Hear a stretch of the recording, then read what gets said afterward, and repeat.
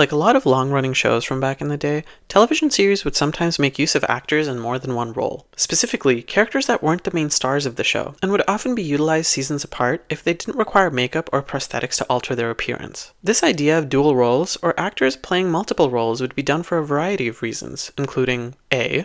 Producers finding an additional role that suits the actor's versatility. B. Making use of someone who already has a good reputation of showing up on time and making it easier for the behind-the-scenes crew to stick to their schedule. C. Helping casting save time and budget by avoiding the audition process, as well as numerous other factors that make filming a television series as efficient as possible. When it comes to Charmed, numerous guest and co-star actors played multiple roles over the show's 8-year run, and here are some examples that'll have you double-checking your screens the next time you rewatch the series. Number 1. Rebecca Balding. As a personal favorite side character, Elise Rothman was Phoebe's boss at the Bay Mirror who kept Phoebe on track and had her churning out advice columns to meet deadlines no matter how many family emergency excuses she came up with, which was pretty much every 2 to 3 business days. Elise was a strict but fair boss and a positive maternal role model for Phoebe, and she would play a huge role in her life not only in the show, but also in the comics that would follow. What's insane is that Phoebe meeting Elise in Season 4, Episode 16, The Fifth Halliwell, isn't the actress's first time on Charmed, given that Prue had already interacted with Elise in Season 1, Episode 7, The Fourth Sister. However, at that time, her name wasn't Elise, and she didn't run the Bay Mirror, although she did still have the same no BS attitude she's known for. Before Rebecca Balding, rest in peace, was dual cast in Season 4, she played Aviva's Aunt Jackie in the Fourth Sister episode. And yes, these are 2 separate characters, but it's pretty obvious that the production team to some extent enjoyed working with Rebecca Balding to not only have her on the show as a guest star, but considered rehiring her in a different recurring role after enough time had passed between her first role and the first appearance of her second role. Number 2. Brian Thompson. The first time we saw Rebecca Balding was during the Prue era before her role change and reappearance in the Paige era, and that experience is something that Brian Thompson can also relate to. Having first appeared in Season 2, Episode 21, Apocalypse Now, Brian Thompson plays War, one of the 4 horsemen of the apocalypse. He also interacts with Prue's character during this role, and would eventually get defeated and get written off the show, only for the producers to have him reappear in the series 3 years later on Season 5 as a Titan in the Season 5 Oh My Goddess 2-parter season finale. While he didn't have a multiple season arc in his new role as Kronos the way Elise did until the show's end, it's still pretty impressive that he managed to stick around in the Charmed universe for 2 more episodes than he or the producers had initially planned. Like, yes sis, cash that check. Number 3. Michael McLafferty. So you know how we have that weird Prue-era actor meets Paige-era actor thing going on so far, with the characters interacting with Shannon Doherty on set and then interacting with Rose McGowan on set? Well, here's a really wild one to add to the list. Michael McLafferty first appeared on Charmed as Prue's love interest, Alan Stanton, in Season 2, Episode 5, in which he and Prue are having some trouble communicating what they're feeling for each other. Once Prue turns into a man and understands where Alan's coming from, she breaks the ice and makes up with him at P3. Honestly, it's one of the most iconic moments in the series where all 3 sisters are dancing with their love interests while the Cranberries sing Just My Imagination. I honestly thought Alan and Prue would go steady for a little while in Season 2, but given she never got over Andy Trudeau, it doesn't surprise me that Michael McLafferty wrapped up his run on the show after that episode. Except that he didn't. And here's where it gets weird. It's starting to get weird.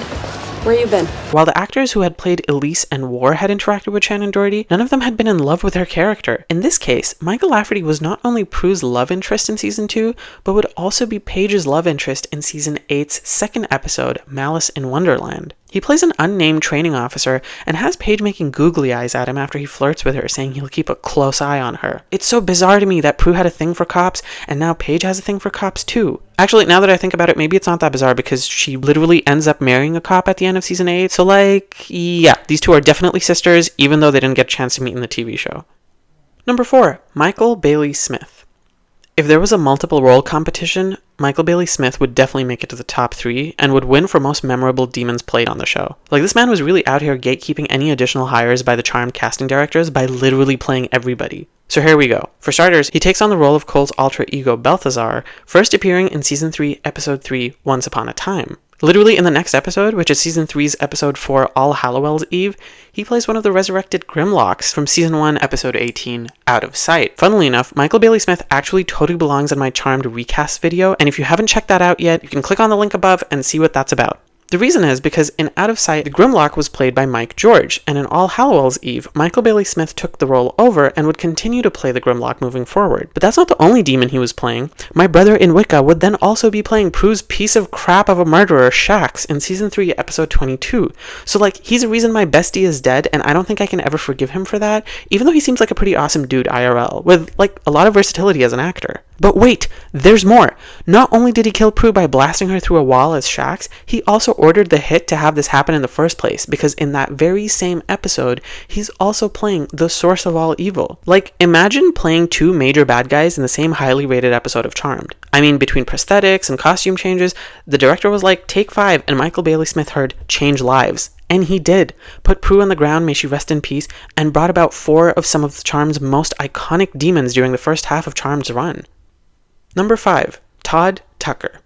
I guess Todd Tucker heard about Michael Bailey Smith's approach to picking up multiple demon roles on Charmed and said, hold my beer. Whereas Michael Bailey Smith managed to play 4 different roles in seasons 3 and 4, Todd Tucker would play 5 different roles between seasons 5 and 8. In his first appearance on Charmed, he plays the aggressor in season 5, episode 5, Witches in Tights. This is also making me realize that something about the aughts had superheroes and supervillains wearing a lot of leather for some reason, especially on the WB network. What the heck was going on? Regardless, after his leather daddy phase was over, he found himself as a creeper demon in season 5, episode 21, Necromancing the Stone. Starting next year in season 6, he became even more of a menace and played the Gremlins in season 6, episode 4, The Power of Three Blondes, and then a reappearance as a creeper demon in season 6, episode 8, Sword in the City.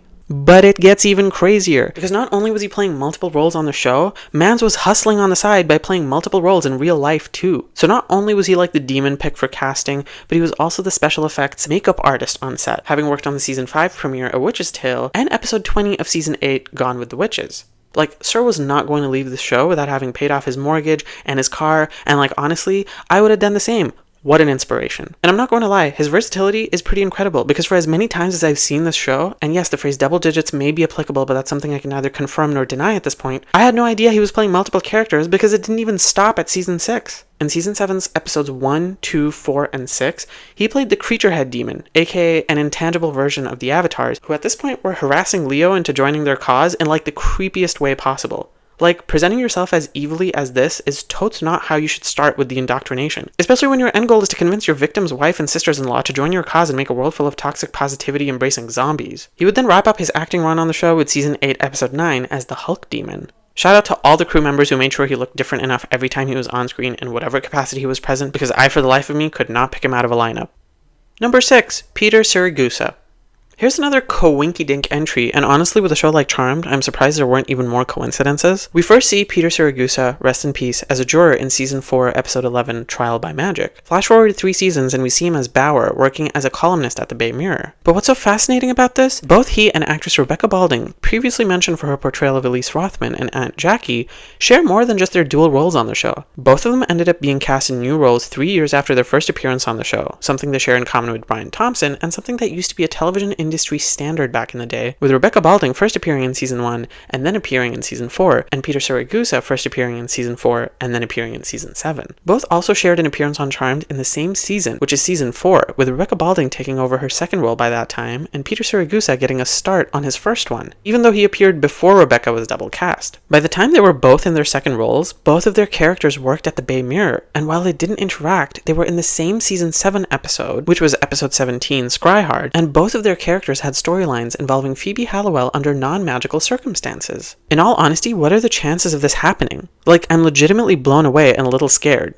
Again, rest in peace for these actors who both passed away in 2022, but their legacy will live on in Charmed and numerous other projects they have worked on throughout their career. Number 7. Jennifer Tong.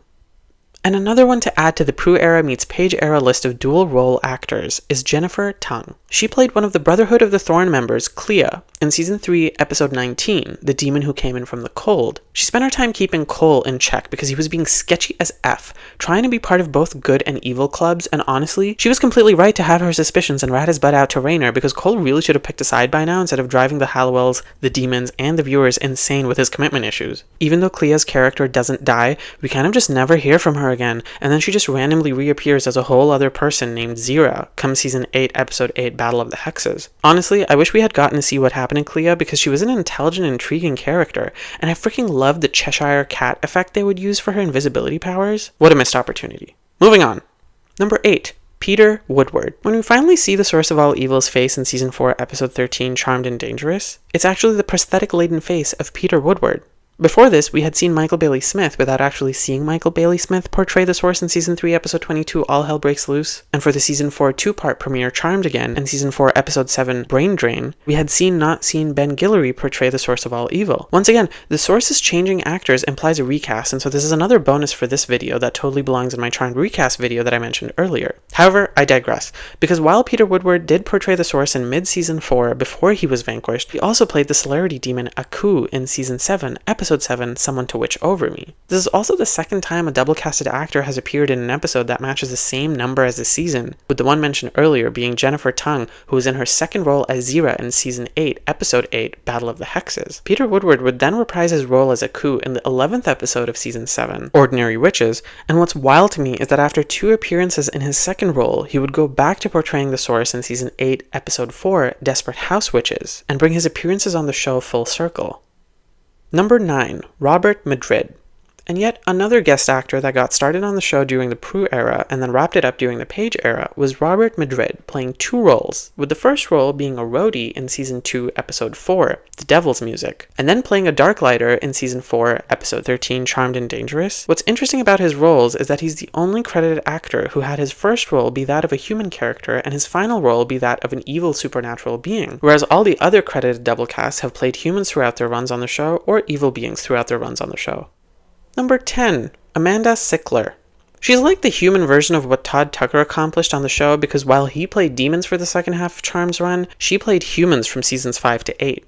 When she first appeared in part 2 of season 5's two-part premiere A Witch's Tale, she was credited as an intern who brings Paige her usual order of yellowtail fish for lunch. Which, by the way, who the heck gets yellowtail fish for lunch? Maybe I'm confused, but I thought that crap was expensive. And last I checked, Paige was still a social worker in that season. Anyway, 12 episodes later, and she's working as an assistant at the Bay Mirror for none other than Phoebe Halliwell and would continue to do so until season 8, episode 6, Kill Billy Volume 1. Between her first appearance and her final appearance, she ends up getting the name Sophie and also starts being credited as such. Given that she plays her second character for at least 10 episodes, I'm surprised the writers didn't give her a bigger role to make Phoebe's life even more interesting at the Bay Mirror, seeing as how an assistant to Phoebe Halliwell would be an ideal character to have who can unwillingly learn more about the Halliwells than needed and start questioning Phoebe's family emergencies. Oh, the way I would kill to be a writer on this show. Number 11. Damian Poirier. Our final entry for the day is Damian Poirier, who first played Bachelor number 4 in the two-part finale of season 5, Oh My Goddess, and then played a Valhalla warrior in the season 6 premiere, Valhalla of the Dolls. While Robert Madrid had the pleasure of going from playing a human to playing an evil supernatural being, Damian Poirier went from playing a human to wrapping up his run as playing a Valhalla warrior who was supposed to do good, but maybe got a little confused along the way. And before we wrap up, there's one bonus casting-related trivia that has to do with a somewhat popular character in the Charmed community who didn't get a chance to be mentioned in the Charmed Recasts video. Ava Nikolai. Ava Nikolai is a gypsy Shivani who was played by Emmanuelle Vagier in season 5, episode 6, The Eyes Have It. The Charmed ones save her life and help her connect with her magical roots and heritage, and although the way the episode plays out makes it seem like Ava would have a bigger, if not recurring, role to play on the show, her character only appears in this one episode. Another character named Eve later appears on the show in season 5, episode 12, Centennial Charmed, with a lot of people thinking it might be a recast of Ava's character because she is also helping Piper with her pregnancy, just like Ava had been. As it turns out, it's an entirely different character played by Deanna Russo, with Eve's character belonging to the same clan as Ava. So while the actress wasn't recast with someone else, both characters are involved with the Charmed ones to prepare for Wyatt's birth. And there you have it, folks. Give this video a like if you enjoyed this little trip down trivia lane, and make sure to hit that subscribe button for more media analyses, movie reviews, and unboxings. Let me know in the comments down below any other shows where you've noticed guest or co-starring actors playing multiple characters, if there's any actors playing dual or multiple roles that I have missed when it comes to Charmed, or if you were aware of these multiple roles when you first watched the show. Blessed be, and chat with y'all later. Have a good one. Bye.